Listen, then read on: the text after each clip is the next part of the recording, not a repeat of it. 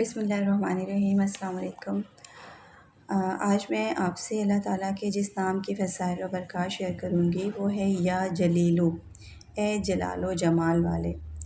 अल्लाह ताला की शान अपने ज़ाती कमालात की बिना पर जामे और अकमल है और अपनी सिफ़ात में हर लिहाज से कामिल और अज़ीम है।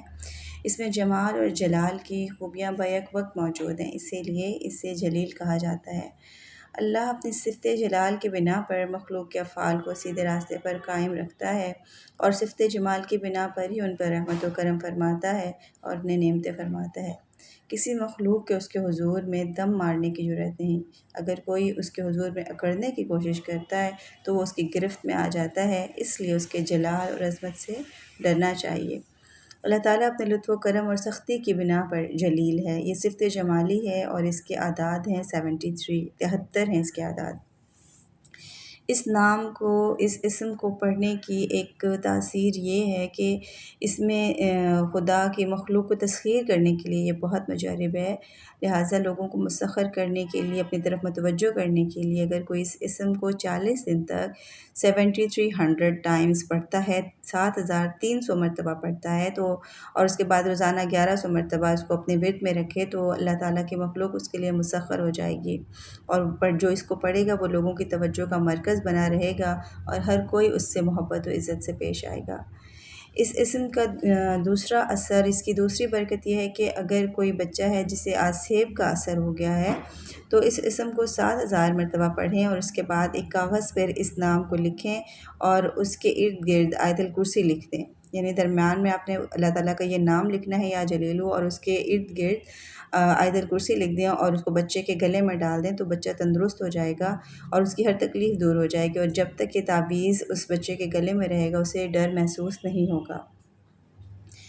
इसका एक इसकी एक तासीर इस इस्म की है कि ये हर मकसद को पूरा करने के लिए भी बहुत मुजर्रब है। अगर कोई शख़्स इस इस्म को 16,000 मरतबा 40 दिन तक पढ़ता है और कोई इसी मकसद को दिल में रख के इस इस्म को पढ़ता है या कोई ऐसी हाजत जो उसकी पूरी ना होती हुई नज़र आती हो तो पढ़ता है तो अल्लाह ताला इस इस्म के बरकत से उसको उसकी वो हाजत भी पूरी कर देते हैं और उसको बुराइयों से भी निजात मिलती है। इस इस्म की एक बहुत ख़ास बरकत ये है कि शादी जिन लोगों की होती है वो अगर अपने अज़दवाजी ताल्लुकात को कायम करने से पहले 2 रकात नमाज नफिल के पढ़ें, शुक्राना अदा करें और उसके बाद इस इस्म को 11 मरतबा पढ़ के आप अपनी वाइफ़ को जो भी चीज़ कोई मीठी चीज़ खिला दें, उस पर फूंक मार दें, तो आपके मियाँ बीवी की ज़िंदगी में बहुत खुलूस और मोहब्बत से गुज़रेगी और अज़दवाजी तलख़ियों से बचे रहेंगे और ऐसा करने से मियाँ बीवी के जो अख़लाक़ हैं उनमें भी सालियत पैदा होगी।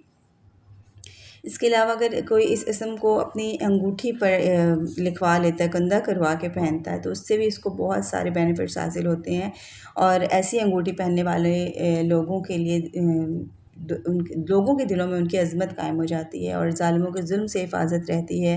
जिस हाकिम के सामने जाएँ वही इज़्ज़त करता है और अगर सफ़र में जाएँ तो अल्लाह निगहबानी फरमाते हैं और हर शख़्स के दिल पर आपकी जलालत का रूप कायम रहेगा।